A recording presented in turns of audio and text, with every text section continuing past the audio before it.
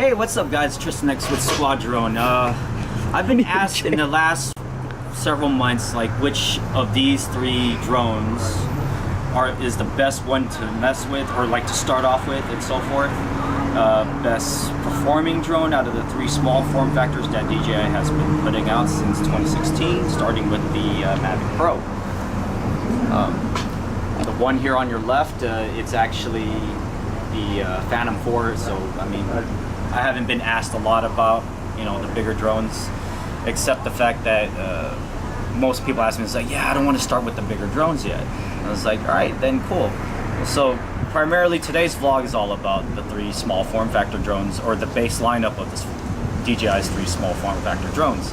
So just to give you a little background story of DJI, they first started out with just making flight controller modules, and then like around roughly, I think it's 2012, 2013, they released their first actual Phantom drone, which was the I think it's just the Phantom 1, and then they had some precursors where you actually had to do a DIY, or like a do-it-yourself kits. So without further ado, I'm going to go ahead and talk about these three in particular. Now this one, the Mavic Pro, first came out in 2016. It was DJI's first small form factor collapsible drone. The most interesting part about this particular drone is the fact that it was the first one of its kind where you can actually collapse down its arms, like how I'm doing right here.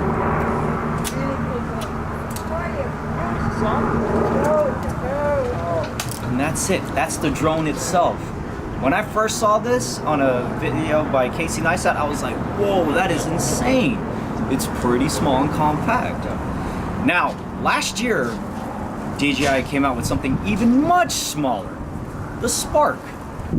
The Spark is actually the smallest drone, well, technically now it's the DJI Tello, but I truly personally don't even consider it as a small form factor drone in terms of like something to start out with, because I was told by a lot of people who already done product reviews with it, it's like, it's only great really indoors. People have done it outdoors, but any little gust of wind, they can fly that thing away. But the Spark can actually take on some pretty serious winds. And I have to tell you, I mean, for owning it for about a year now, I have so much fun with this one.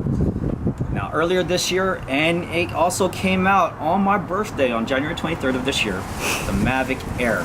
The Mavic Air is a perfect, well-balanced, small form factor DJI drone, which is the perfect marriage of the Spark and the Mavic Pro. And there you go. And that's the Mavic Air right here. So the Mavic Air has a stunningly beautiful 4K camera with 100 megabits throughput data right to the card. And it can actually keep up with the Phantom 4's camera system. The only exception is the fact that between all these three drones in comparison to the Phantom, none of them can even compare in terms of length of flight. This one, Nettie, what was the length of flight on this one? 28 minutes. 28 minutes. The closest thing that I have in my arsenal of these three drones is this one, which comes up to about 25? No, 27 actually. 27, okay. Yeah, 27 minutes, so a minute less than that, but I've only been flying on average with this about 24 minutes, because I need that few minutes of return to home time to recover, because I've only bled it out one time where I barely had 30 seconds left to bring it back home manually, and that's pretty much a no-no. I mean, at that point you're just rolling the dice and gambling with your own expensive drone. And I have to say, one of the questions that most people have been asking me, which of the three is my personal favorite. Alright, so I am going to answer that $1 million question right now. And you know what my favorite one is? Ask our members which one's their favorite out of the three. Well, I've been asked personally which one is my three favorites first. So I'm gonna have to be honest with you. Mavic. All three are my favorites, just because of the fact they all have the compatibility. But you gotta pick one. I don't know if I If you had to pick one. but If you had to pick one. It's really hard. It's really hard. And all of them are unique in its own way. That's the beauty part of what I like about these three particular lineups. Anyway, if I had to choose between the three, ultimately, the Mavic Air. Why? Once again, the camera system on this one, it was a perfect marriage of these two. Boy, it could punch out so much power in comparison with the Phantom 4s. Boy, if I had to choose which one is my favorite in terms of flying, the Mavic Pro.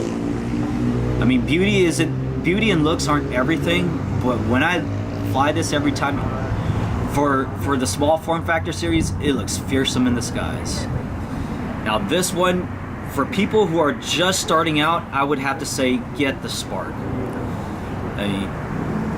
You're not dishing out more than about, I think the current market price, brand spanking new from places like Best Buy or Fry's or any other store, is about roughly $350, $349 right now.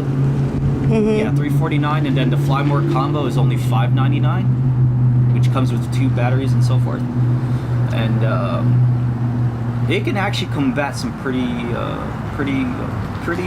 bad winds too, but I wouldn't recommend doing it all the time because you can actually work the motors out and burn out your battery even faster.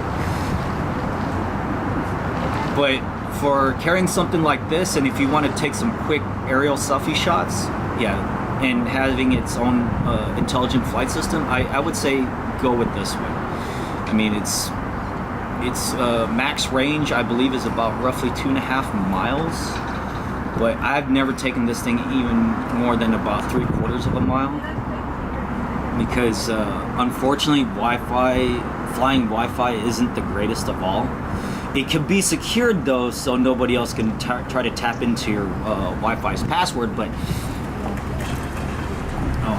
you severely cut the range of it. Later on today, I'm probably going to go ahead and test out and flying the actual RC portion of this, because I've been the Wi-Fi portion of this, because I've been flying RC with it. The only thing that I have to say negative about flying in RC mode as versus to Wi-Fi is the fact that in RC mode, unfortunately, you have a lot of frequency bleed overs from other electronic devices. And the thing is though, is that unless if I get like maybe the max mod to increase the range, I think these go upwards about 4.5 miles.